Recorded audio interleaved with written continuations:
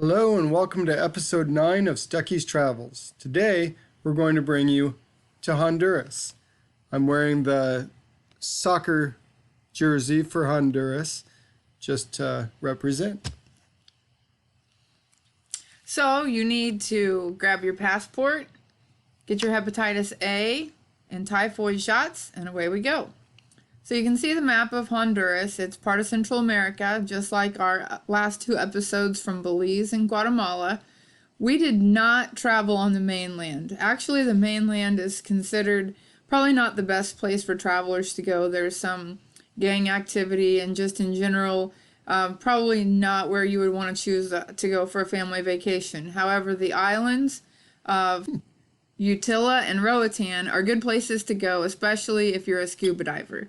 I don't think if you are not a scuba diver, I don't think you'd be able to spend a full week on these islands. They're really centered around scuba diving. Oftentimes you'll see cruise ships stop, but it's just for one day. So scuba diving, full week. Otherwise, probably just a few days. Unless you want to just lay in the sun, the beaches are okay, but they're not great. If I remember right, the sand's a little coarse, a little rough on your feet. So as you can see from the airplane view, there's a lot of coral reefs to explore with the scuba diving. So all of that discoloration between light, dark, that's all underneath coral reef structure. Lots of monkeys on the island, capuchin. Some of them were fun, and some of them were kind of a menace. So one of the fun things to do in the evening, there would be night performers. So this was a group that were fire dancers and traditional dancers. Like these guys. And so here you can see the waves crashing not right at the beach, but actually pretty far out. So the one thing the resort did was put stones pretty far out in the ocean. That way the waves would break here rather than breaking on the shore, which allowed really nice snorkeling right off the beach, but also kept the sand from constantly being eroding with the waves crashing down.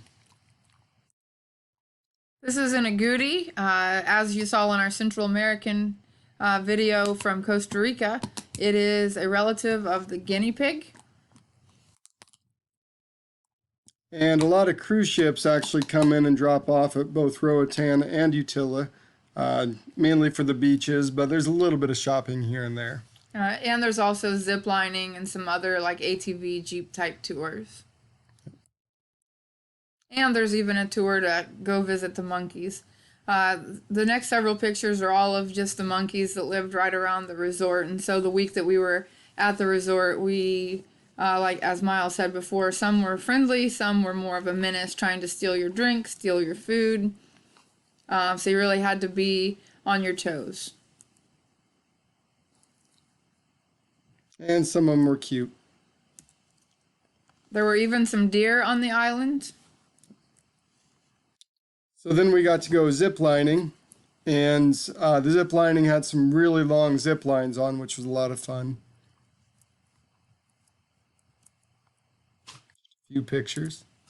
But most of our trip was spent with scuba diving. We did a few dives every day over the course of the entire week, and the dives were off of a boat. So there's either shore diving or boat diving. And in Roatan, boat dives are the type of dives that you do. Yeah, so here we have the bat-winged coral crab. This is called the palometa fish.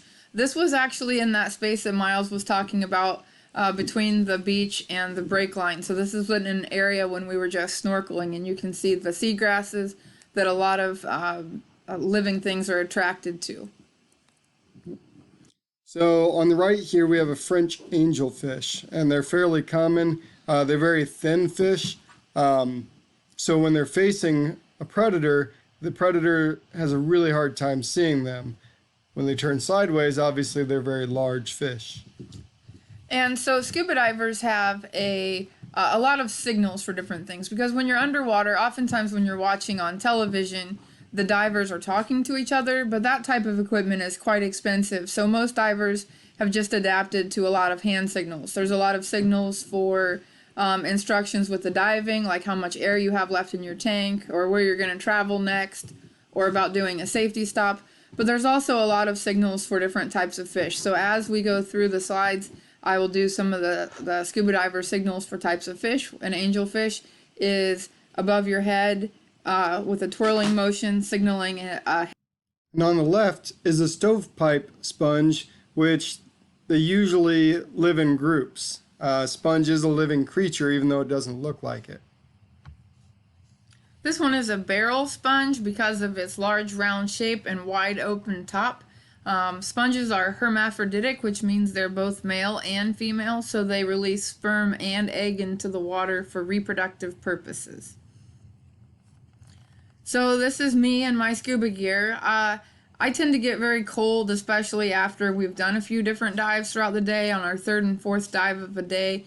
So I wear a wetsuit most of the time, and wetsuits are measured in millimeters. So this is a 3 millimeter thick wetsuit.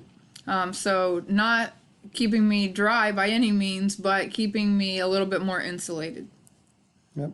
Whereas I usually prefer not to wear a wetsuit just because I feel a little more comfortable without one.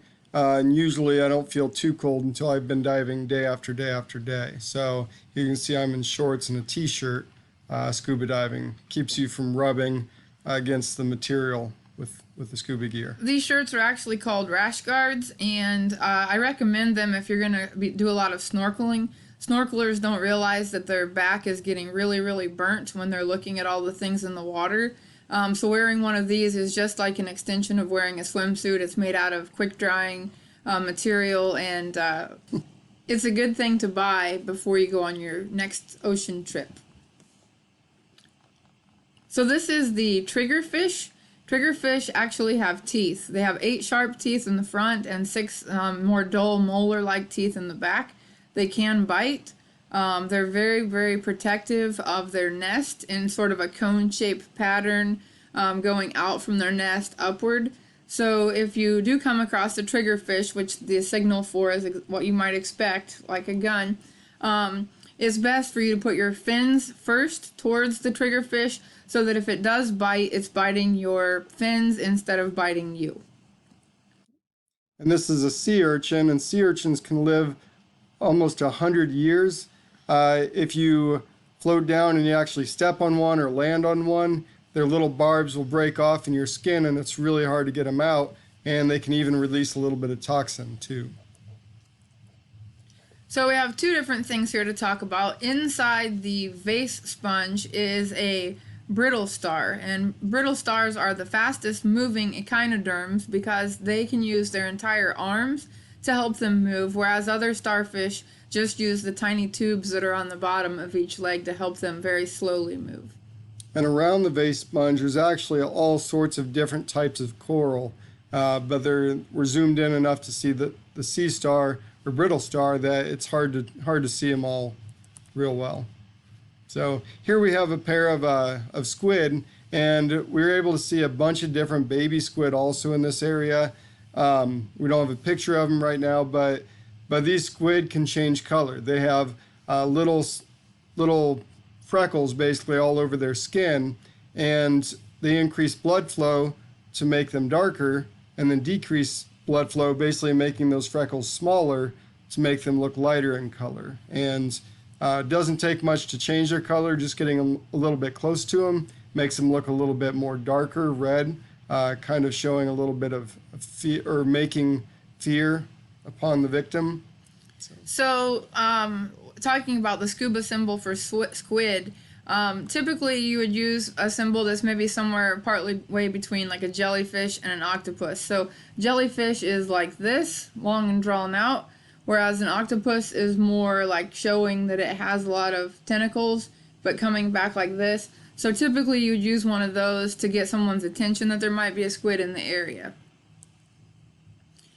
There also, depending on where you're diving, could be wreck dives, and it's interesting to see different boats that have sunk over time. You have to have a special type of certification in order to be able to go inside of a wreck because it's dark. There might be sharp objects, things like that. But it's really neat to explore the outside or to just poke your head into an opening in the boat. Oftentimes there's a lot of different fish that hang out inside. So this here is a striped butterfly fish. This one is a lionfish. Lionfish are an invasive species. They are not good for the ecosystem of the area that they're living in. They don't have natural predators because they've come from elsewhere. So if you see a lionfish, if you have the ability of catching it, you're supposed to. Although I do believe they're a bit poisonous, so you have to be very careful with doing this. But some places they even have where you can get paid a reward for each one that you catch. So some dive masters will have like a plastic bag in their pocket, and they can pull that out and they can open that up and catch the lionfish in the bag and safely take it to the surface to kill. So here's a lobster, a spiny lobster. A few different pictures of different lobsters we saw. So the scuba diver signal for that is making like a peace sign with both hands to signify like the front pinchers, but then with your other fingers you sort of do like tentacle like movement to replicate the rest of the legs. And if you look close, you'll see a fish in this picture. This is a flounder. It's a peacock flounder because of its bright colors if you zoom in closely. Yeah, and here you can see zoomed in close. Flounder, well known for the fact that it has both eyes on one side of the body. On the other side, the body's actually completely white in color. That way, when they're swimming a little bit higher up near the surface, when a fish is looking up at the surface, that bright color just kind of blends in with the water and the sky above it. So this one also is sort of camouflage. This is a lizard fish because of how it lays on the coral that it's perched on there in the picture. We've heard that lizard fish actually taste pretty good. But most people don't eat them. Again, a really nice camouflage, just like the last couple. This one is the scorpion fish. Now, the scorpion fish is very toxic to a lot of smaller animals. With humans, not toxic to the point where it will kill us, but it will cause a lot of very severe pain. Even though it blends in really well when it's actually swimming and it spreads its fins out, its pectoral fins, they're actually very brightly colored. So this is just another reason why you might want to invest in another purchase besides your rash guard to keep you from getting sunburnt. There's all different types of water shoes that are meant for wearing when you're snorkeling or when you're diving so that you don't accidentally run into a sea urchin or a scorpion fish or other poisonous animal. And you can also see a nice piece of coral right next to it, a green colored one. So on the right we have the four-eyed butterfly fish because it has its own two eyes, but then on both sides you can see the black spot giving the other two fake eyes. And on the left is a sea anemone. Sea anemones have a really good mutualistic relationship with clownfish. Just because you have a sea anemone does not mean there will be a clownfish around, but the clownfish as babies kind of rub up against these stinging cells of the anemone and produce this mucus around their bodies. That way, as they get older, they get more and more protected and they can go in and out without having to worry about getting stung by these stinging cells. Okay, this is black coral. And on the left, we have two barber pole shrimp inside of a vase shrimp. Like this.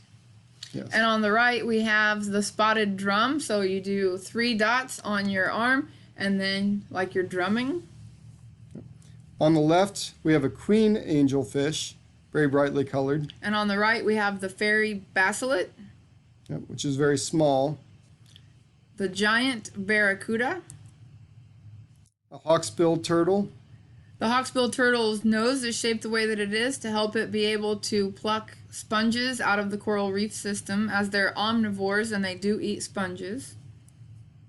And then here we have the stoplight parrotfish. You can't see all the color on it, but on the right side near the tail you can see that bright yellow color. This one actually looks like a sun.